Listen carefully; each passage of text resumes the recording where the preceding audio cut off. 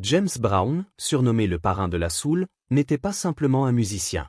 Il était une force sismique, un ouragan d'énergie brute dont les cris gutturaux, les pas de danse frénétiques et le charisme magnétique ont redéfini la musique, la performance scénique et la culture populaire. De Please, Please, Please à Papa's Got a Brand New Bag, il a créé le funk, influençant le hip-hop, le rock, la pop et au-delà. Ces spectacles étaient des explosions d'émotions, des leçons d'endurance, des rituels qui transcendaient la musique pour devenir des expériences collectives.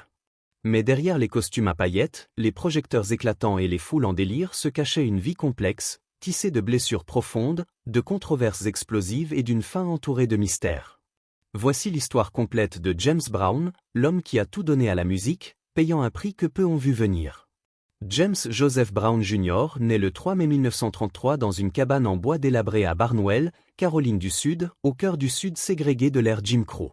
Cette période, marquée par des lois racistes et une discrimination institutionnalisée, est un carcan oppressant pour les Afro-Américains. Ses parents, Susie Belling, âgée de seulement 16 ans, et Joseph Gardner Brown, 21 ans, incarnent les luttes d'une génération piégée par la pauvreté. Joseph, d'origine afro-américaine et amérindienne, et Susie, aux racines afro-américaines et asiatiques, vivent dans une misère écrasante. Leur cabane, sans électricité ni eau courante, est à peine un abri contre les hivers mordants ou la faim omniprésente. Joseph enchaîne les travaux manuels du bûcheronnage, creusement de fossés, corvées épuisantes pour survivre, mais les opportunités sont rares dans cette région rurale où le racisme structurel limite l'accès à l'éducation et à l'emploi. La petite enfance de James est une lutte quotidienne pour la survie. À 4 ou 5 ans, un drame marque son existence. Sa mère, brisée par la misère, selon certains témoignages, par les violences de son mari, abandonne James et Joseph pour tenter une nouvelle vie à New York. Cet abandon laisse une cicatrice émotionnelle profonde, une blessure d'abandon qui hantera Brown toute sa vie. Il ne pardonnera jamais à Susie, et cette absence façonnera ses relations futures, marquées par une quête insatiable d'amour, de contrôle et de validation. Ballotté entre des proches, James atterrit à Augusta, Géorgie, chez sa tante Onay, une femme dure qui dirige une maison close. Cet environnement chaotique, peuplé de clients douteux, d'alcool et de violence, est loin d'être un refuge pour un enfant. Des récits évoquent des punitions cruelles, comme celle où James aurait été suspendu dans un sac de jute accroché au plafond, une image terrifiante qui symbolise la brutalité de son enfance. Dans ce monde de douleur et d'instabilité, James trouve une échappatoire, la musique. Dès l'âge de 7 ou 8 ans, il chante et danse dans les rues poussiéreuses d'Augusta, souvent pour un repas ou quelques pièces. Il participe à des concours de talent au Lenox Theatre, captivant les foules avec son charisme inné et sa présence scénique explosive, même enfant. La radio devient son professeur. Il écoute avec obsession des artistes comme Louis Jordan, dont Caldonia l'éblouit par son énergie et son émotion brute. Autodidacte, il apprend seul à jouer du piano, de la guitare et de l'harmonica, développant un talent précoce pour la performance. Adolescent, il s'essaie brièvement à la boxe, peut-être pour canaliser son agressivité ou fuir la pauvreté, mais la musique reste son véritable salut. À 16 ans, sa vie bascule à nouveau. Arrêté pour avoir volé des vêtements dans des voitures, il est condamné à 3 ans au centre de rééducation pour mineurs d'Alto, à Tocoa, Géorgie. Loin de briser son esprit, cette épreuve devient un tournant. En détention, James forme un quatuor de gospel avec d'autres jeunes détenus, gagnant le surnom de Music Box pour sa voix puissante et son énergie débordante. Sa rencontre avec Bobby Beard, un chanteur local impressionné par son talent lors d'un match de baseball en prison, change tout. Touché par sa voix et sa détermination, la famille Beard l'aide à obtenir une libération anticipée en 1952.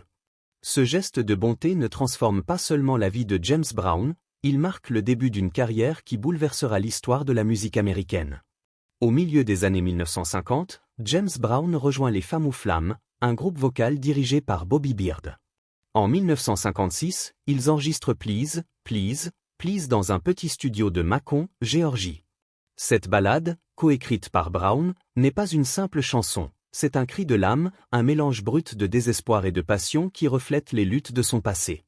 Le single se vend à plus d'1 million d'exemplaires, propulsant Brown et les Femmes ou Flammes sur la scène nationale.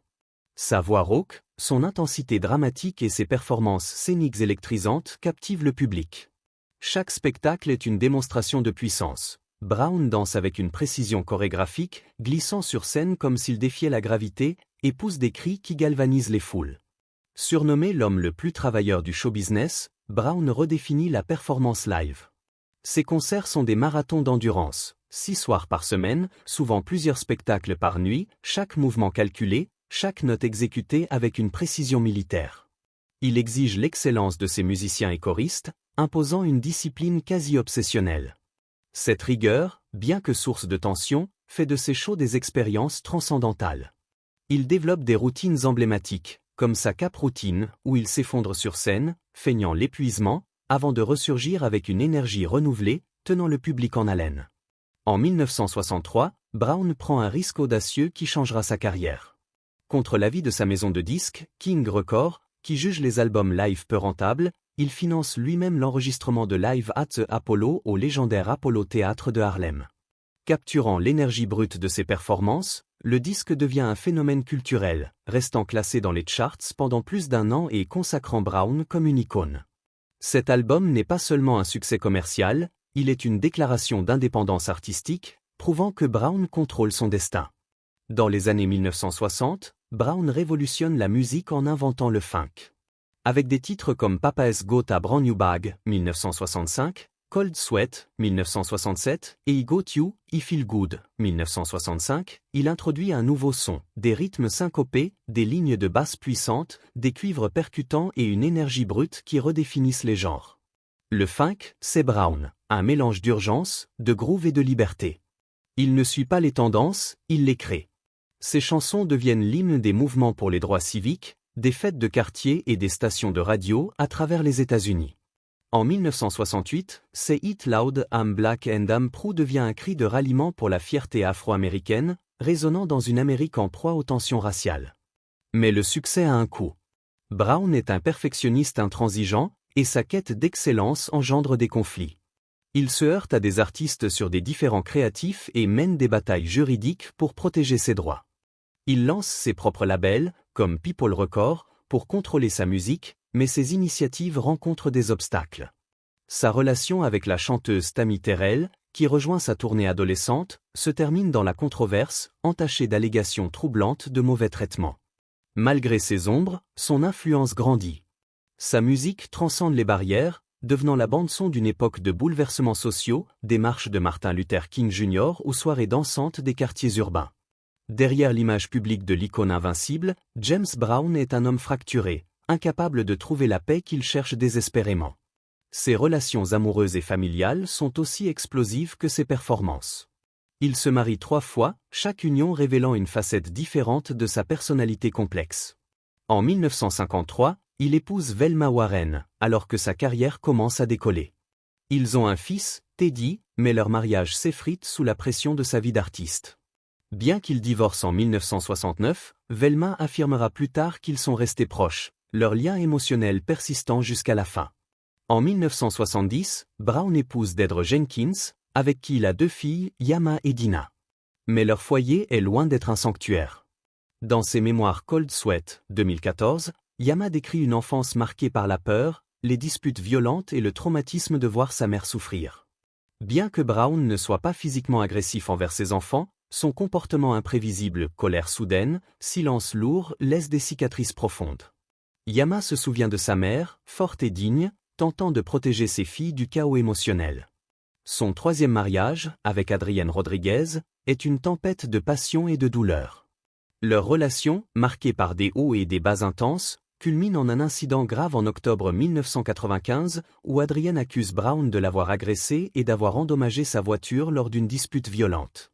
3 mois plus tard, en janvier 1996, Adrienne meurt subitement d'une insuffisance cardiaque à 47 ans. Sa mort, survenue après des années de stress et de tension, laisse un chapitre non résolu dans la vie de Brown. Beaucoup de ses proches estiment que son histoire n'a jamais été pleinement entendue, et son décès ajoute une ombre tragique à l'héritage personnel de Brown. En 2001, Brown entame une relation avec Tommy Ray Iney, une choriste de son groupe. Il célèbre une cérémonie de mariage en 2002, mais des complications juridiques surgissent. Iney était encore légalement marié à un autre homme, Javed Ahmed, une union qu'elle qualifie de frauduleuse pour obtenir des papiers d'immigration. Bien que ce mariage soit annulé en 2004, Brown et Iney ne se remarient pas légalement, malgré la naissance de leur fils, James Brown Jr. En 2001. Brown ne met pas à jour son testament pour les inclure, déclenchant une bataille juridique de 15 ans après sa mort. En 2020, la Cour suprême de Caroline du Sud déclare que Iny n'est pas sa veuve légale, la privant, ainsi que leur fils, de tout héritage. Les années 1980 marquent un tournant sombre. Malgré une politique stricte de tolérance zéro pour les substances illicites dans son entourage, des rumeurs de consommation personnelle émergent. Des collaborateurs notent des changements inquiétants, décisions erratiques, paranoïa croissante et une conviction qu'il est surveillé par le gouvernement. En 1988, une série d'arrestations secoue sa carrière. En avril et mai, il est arrêté pour des accusations liées à des stupéfiants et des armes. En septembre, une course-poursuite médiatisée avec la police, après un incident confus impliquant une arme à feu, devient un scandale national. Condamné à 6 ans de prison, il n'en purge que 2, libéré en 1991, mais son image publique est profondément ternie. La mort de son fils aîné, Teddy, dans un accident de voiture en 1973, reste sa plus grande douleur. Âgé de seulement 19 ans, Teddy était une source de fierté pour Brown, qui voyait en lui un héritier potentiel. Cette perte, selon ses proches, assombrit son esprit d'une manière dont il ne se remit jamais totalement. Brown reconnaîtra officiellement 9 enfants, mais des tests ADN posthumes révéleront d'autres descendants, comme Laronda Petty et Michael Deon Brown, ajoutant encore de la complexité à son arbre généalogique. Même dans les années 2000, alors que beaucoup auraient pris leur retraite, James Brown refuse de ralentir. Malgré un diabète de type 2 non diagnostiqué pendant des années et un cancer de la prostate vaincu en 2004, il continue de tourner avec une énergie défiant son âge. Surnommé Monsieur Dynamite, il incarne une vitalité inépuisable, poussé par un besoin viscéral de rester connecté à la scène, à son public et à l'identité qu'il a construite. Ses performances, bien que moins fréquentes, restent des spectacles de légende, mêlant nouveaux titres et classiques intemporels. En novembre 2006, Brown revient d'une tournée épuisante en Europe. Ses proches remarquent une toux persistante, une fatigue inhabituelle et une faiblesse croissante. Le 23 décembre, il se présente en retard à un rendez-vous chez le dentiste à Atlanta pour des implants dentaires. Le docteur Marvin Crawford, alarmé par son état essoufflement, confusion, faiblesse extrême, annule la procédure et insiste pour une hospitalisation immédiate. Admis le 24 décembre à l'Emory Crawford Lawn Memorial Hospital, Brown reste optimiste, planifiant des concerts très attendus pour le Nouvel An, un au Count Basie Theatre dans le New Jersey, un autre au B.B. King Blues Club à New York. Il envisage même une apparition en direct sur CNN lors de l'émission du Réveillon d'Anderson Cooper. Mais dans les premières heures du 25 décembre 2006, son état se détériore rapidement. Vers 1h45, James Brown s'éteint à l'âge de 73 ans. La cause officielle est une insuffisance cardiaque congestive liée à des complications d'une pneumonie.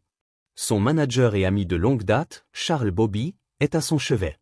Selon lui, les derniers mots de Brown sont d'une poésie glaçante. « Je pars ce soir ». Il prend 3 respirations lentes et rend l'âme. La mort de Brown provoque une onde de choc mondiale. Des hommages affluent de toutes parts. Le président George W.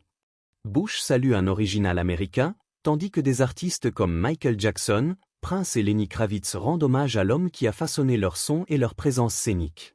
Des cérémonies publiques ont lieu au Apollo Theatre de Harlem le 28 décembre, à la James Brown Arena d'Augusta le 30 décembre, et lors d'un service privé à North Augusta, Caroline du Sud, le 29 décembre.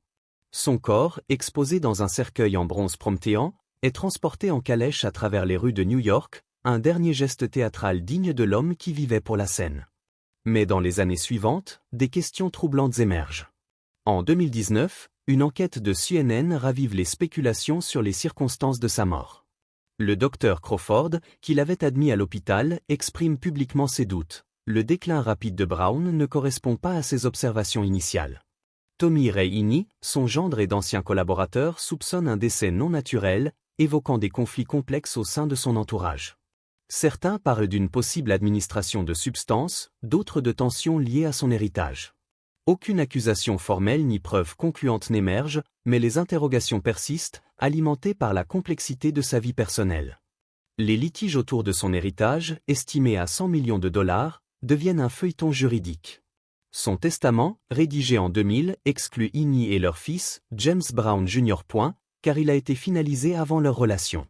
Des enfants, anciens partenaires et gestionnaires d'affaires s'affrontent dans une bataille qui dure près de 15 ans. En juillet 2021, un accord final est atteint, mais les tensions familiales et les questions sans réponse laissent une ombre sur les dernières années de Brown. James Brown a transformé la musique. En inventant le funk, il a créé un langage universel qui transcende les genres. Ses rythmes syncopés, ses lignes de basse puissantes et son énergie brute ont influencé le hip-hop, le rock, la pop et au-delà. Des artistes comme Prince, Michael Jackson, Public Enemy et les Rolling Stones citent son impact comme fondamental. Ses chansons, de Sex Machine à Superbad, sont devenues des piliers culturels, remixés par des générations de producteurs hip-hop et joués lors de concerts hommages à travers le monde. Ses costumes flamboyants, ses capes ornées et ses chaussures cirées sont conservés comme des artefacts culturels, symboles d'une époque et d'un homme largé d'N-Life. Dans sa ville natale d'Augusta, une statue de bronze célèbre sa mémoire. Des rues, des arènes et même un pont à Steamboat Springs, Colorado, nommé The James Brown Soul Center of the Universe, porte son nom. Intronisé au Rock and Roll Hall of Fame en 1986, au Songwriter Hall of Fame et honoré par le Kennedy Center, Brown reste une icône intemporelle. En 2023, il est intronisé au Atlantic City Walk of Fame, renforçant son statut. Ses enregistrements, remasterisés et réédités, continuent d'inspirer, et ses performances live, capturées dans des vidéos d'archives, restent des références pour les artistes modernes. Mais l'héritage de Brown va au-delà de la musique. Il incarne la résilience, la réinvention et le pouvoir de surmonter l'adversité. Né dans la pauvreté, élevé dans le chaos, endurci en prison, il est devenu l'un des musiciens les plus influents du XXe siècle. Sa vie est une leçon de contradiction, un héros pour des millions, un homme imparfait dans l'intimité, un visionnaire qui a redéfini la culture, mais qui a lutté contre ses propres démons. Les scandales s'effaceront peut-être avec le temps, mais son groove perdurera dans chaque beat audacieux, chaque performance intrépide, chaque cri qui fait trembler une salle. James Brown n'était pas seulement le parrain de la soul. Il était un pionnier, un avertissement, une force de la nature. Sa musique a donné une voix aux sans-voix, une fierté aux opprimés, un rythme au monde. Son histoire, faite de triomphes et de tragédies, nous rappelle que la grandeur s'accompagne souvent d'un coup. Mais dans chaque note, chaque pas de danse, chaque cri, James Brown nous a montré ce que signifie vivre avec passion, créer sans compromis et laisser une marque indélébile. Quelle est votre chanson ou performance préférée de James Brown ? Pensez-vous que justice a été rendue dans son histoire ? Partagez vos réflexions et revivez l'héritage d'un homme qui a fait vibrer le monde.